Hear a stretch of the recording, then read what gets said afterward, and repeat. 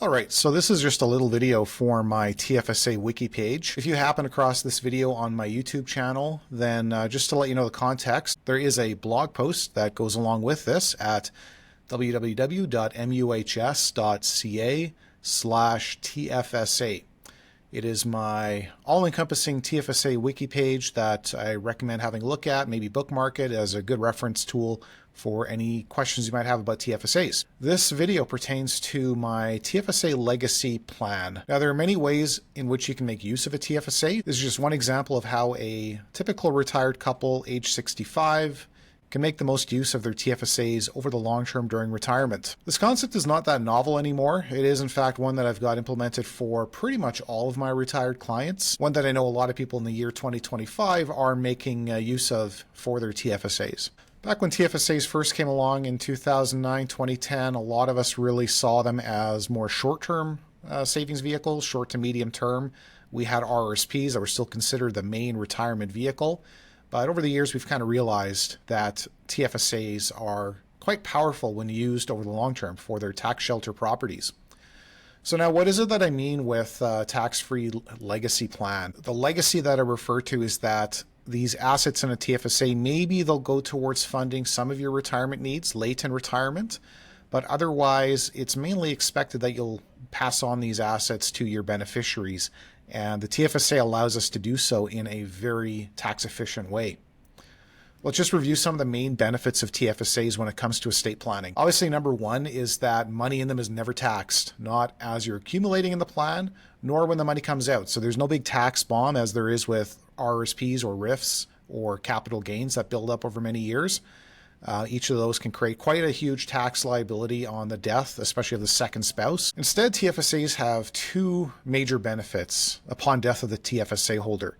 One is when there's a married couple and one spouse passes away, each spouse should have their TFSA with a designated successor holder, which means the other spouse becomes the owner of those TFSA assets. And they actually continue to hold them in a tax shelter. Effectively, if both spouses had $100,000 in their TFSAs, the surviving spouse now has a $200,000 tax shelter. And then ultimately, when the second spouse passes away, or if there are no spouses involved in the TFSA, they have the ability to bypass the estate entirely when you designate beneficiaries. That has a couple of benefits. One is financial in most provinces of Canada where there are pretty high estate probate fees. It is mainly to everyone's benefit to minimize how much of their assets actually go to their estate and thus are affected by a probate fee that is set as a percentage of assets.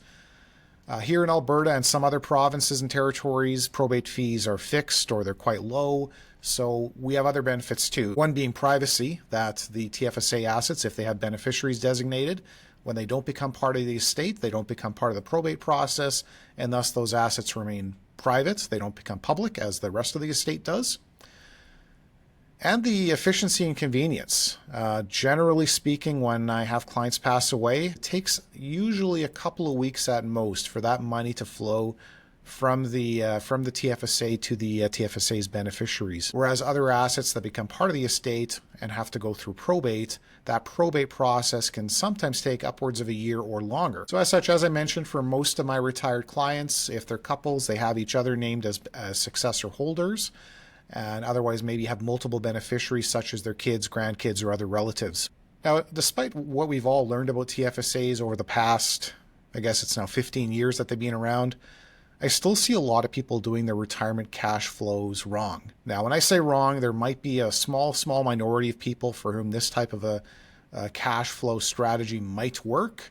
But for the vast majority, they're doing this wrong. What I see is people typically, if they retire in their 60s, they're still deferring when they convert their RSPs to RIFs to age 71, which is the latest that you can convert.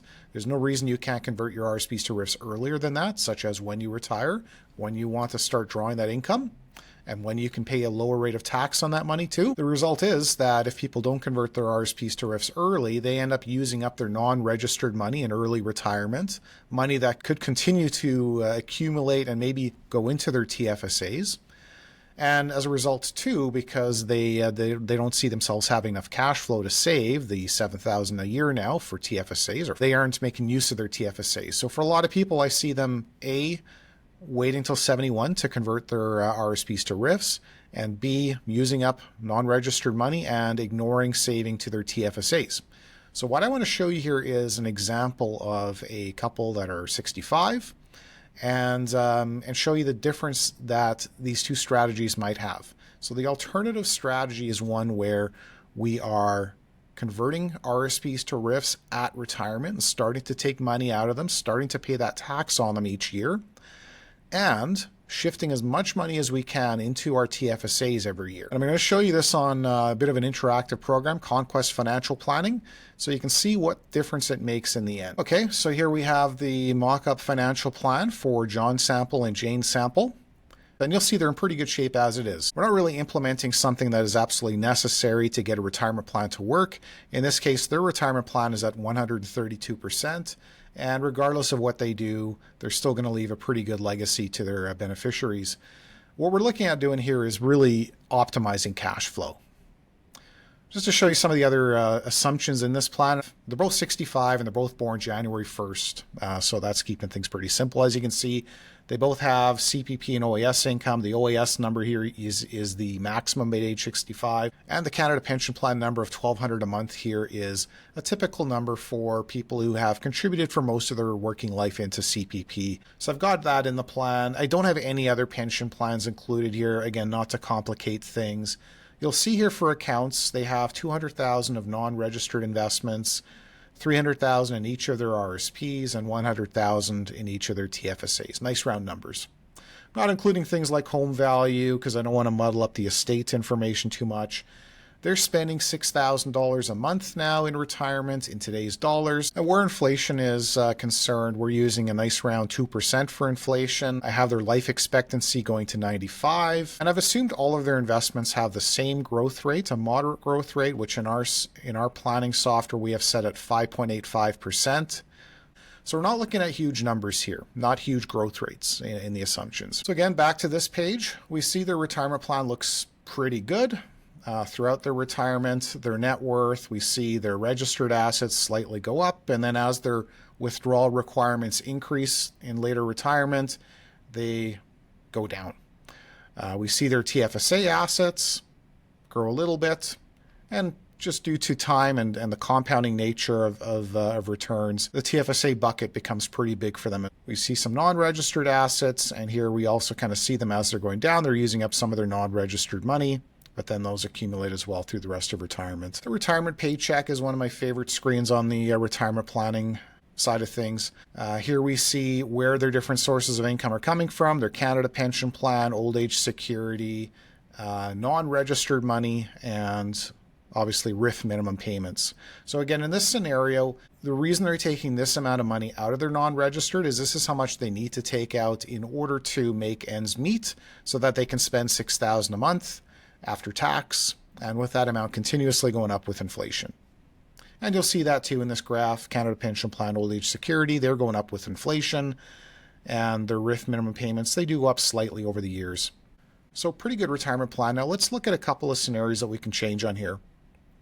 One is, let's maximize use of the TFSA. So now we've got them putting $7,000 a month aside into their TFSAs, with that money coming out of their non-registered accounts. So what that has just done to the retirement plan, it has taken out a bit more out of their non-registered accounts, causing them to run out a bit sooner, but then they're still using their TFSA, whatever they've accumulated, they're using up here in early retirement. We don't want to do that though. We want to preserve those TFSAs till the end of retirement and also start taking money out of the RSP/RIF earlier. So check off this number and you'll see what happens to the overall plan. We saw actually the retirement number went up a bit. So that's good to see. And we saw a significant increase in this number for legacy. And what we saw overall in the retirement paycheck is these earlier years here, now they have money coming out of the registered plan. Now, in this scenario, it is assuming they're making RSP withdrawals. Realistically, they'll probably convert their RSPs to RIFs at age 65 and just start taking money out of there. Sometimes saves money in administrative fees. And they're just going to be taking out a little bit more out of their RSP/RIFs over the full retirement and not touching the TFSA money at all until everything is run out. You'll see here these little bars now, we're taking a little bit less out of non-registered. In later retirement, we see them taking actually additional money out of their RSP accounts. Well, today they're RSP accounts still, but they will be RIF accounts at that time.